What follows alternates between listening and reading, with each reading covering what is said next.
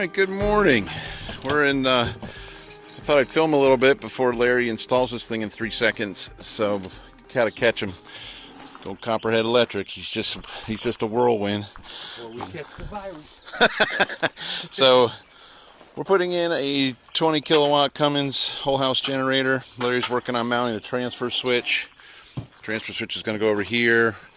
The Duke Power just left and gave us permission to get into this meter base. That's been fun. And then thankfully we got a outdoor panel, which is awesome, so we don't have to go in the house. We can leave them quarantine folks alone, and we can make these connections here. So we're going to be connecting over to a transfer switch and then bringing power back and up into this panel, landing it back on that 200 amp breaker. I'm going to put our little propane generator here. Got gas coming tomorrow, and we're going to do a buried 500 gallon tank over here.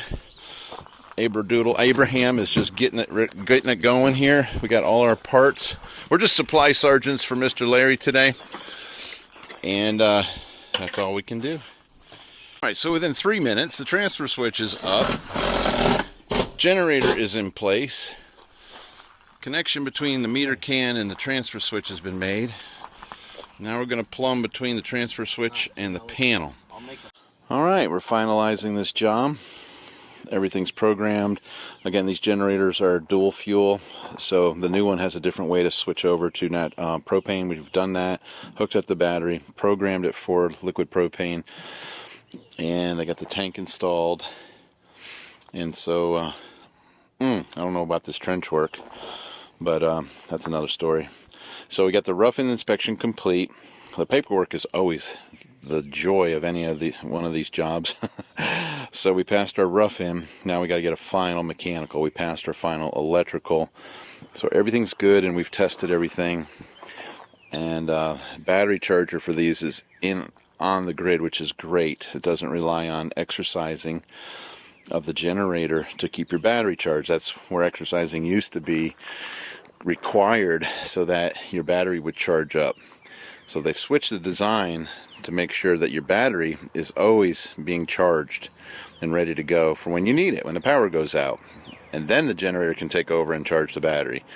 But to rely on exercising to maintain your battery is ridiculous, and it burns a lot of fuel. There's no reason for a generator to run for 30 minutes every Monday morning. It's just not required. We do run them. We just run them a lot less because we don't need to charge the battery using the generator. I hope that makes sense. So we're just finishing up a nice little 20K whole house generator for this customer, and we're just waiting on our final mechanical inspection. Some counties don't require anything, depends on where we are, but here we had to do electrical and a mechanical with a rough-in, so they had to pressure test the line first, and then we've passed that. They made the final connection, and then the gas company will come out and do a final leak test. So there's a lot of double checks, which is good for these type of installs. From an installer standpoint, sometimes it requires a lot of trips. That's the only downfall. But anyway, generator runs great. They work really well. We like the Cummins. These are really good. They're quiet. And that's it. If you have any questions, let us know. Engineer 775 signing out.